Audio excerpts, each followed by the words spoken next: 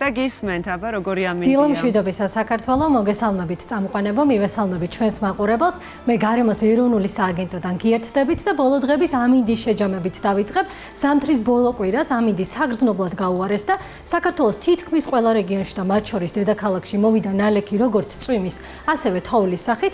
საინტერესოა როგორი ამინდი გველოდება გაზაფხულის პირველ კვირას და გაუმჯობესდება თუ არა ამინდი საქართველოს მასშტაბით, ამას უფრო ვრცლად გვეტყვის დოდო გვაზავა, გარემოს ეროვნული სააგენტოს ამინდის პროგნოზების განყოფილების უფროსი. დილო მშვიდობისა. დილო მშვიდობისა. დავიწყოთ აღმოსავლეთით, რადგან ბოლო დღეებში ინტენსიურად თოვდა, როგორი ამინდია მოსალოდნელი აღმოსავლეთში მიმდინარე კვირაში. აღმოსავლეთ საქართველოში დღეს ზოგიერთ რაიონშია მოსალოდნელი ნალექი, დღის მეორე ნახევრიდან უკვე გამოიდარებს, ნალექი ყველგან შეწყდება და უკვე ხამით 3 მარტს ყინვები გაძლიერდება, მოიმატებს უარყოფითი ტემპერატურები, 0-ს ქვევით არის თითქმის მოსალოდნელი ბარში და მთიან და მაღალმთიან რაიონებშიც.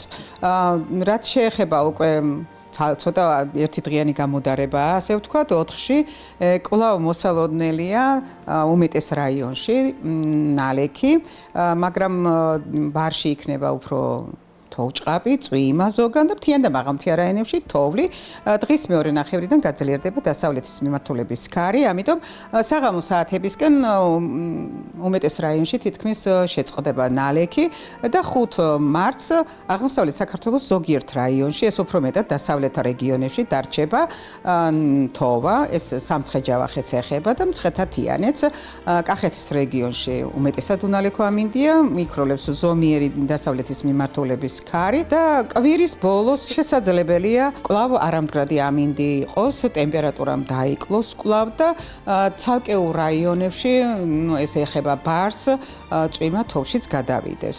მნიშვნელოვანი ტემპერატურის მომატებები ამ კვირას აღმოსავლეთ საქართველოში მოსალოდნელი არ არის. რადგან აღმოსავლეთ საქართველოს შევეხეთ, რა თქმა უნდა, ვთქვათ, დედაქალაქიც აქ როგორი ამინდი არის მოსალოდნელი, იმიტომ რომ ბოლო დღეებში დედაქალაქშიც მოვიდა თოვლი და როგორი იქნება ტემპერატურაც ესეც ვთქვას და დღეს როგორი ამინდია.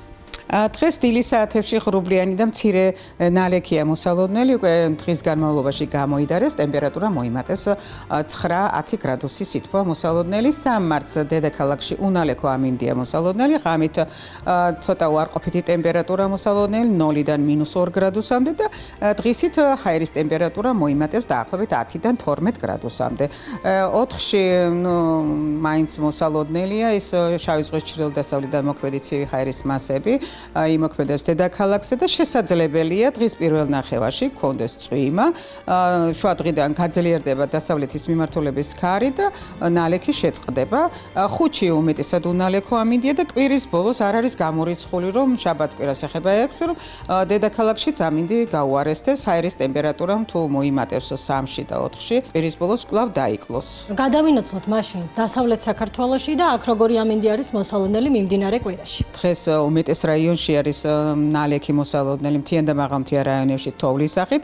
დღის ბოლოს უკვე გამოიდარებს და 3-ში დასავლეთ საქართველოს უმეტეს რაიონში ჰაერის ტემპერატურა მოიმატებს და უმეტესად უნალექო ამინდი იქნება, მაგრამ იქნება ეს ერთდღიანი გამოდარება, რადგან უკვე 4-ში ღამის საათებიდან კვლავ განახლდება შავი ზღვის ჩრდილო-დასავლეთიდან კვლავ დასავლეთ საქართველოში ცივი და ნოტიო ჰაერის მასების შემოსვა, თუ 3-ში მოიმატებს, 4-ში კვლავ დაიკლევს.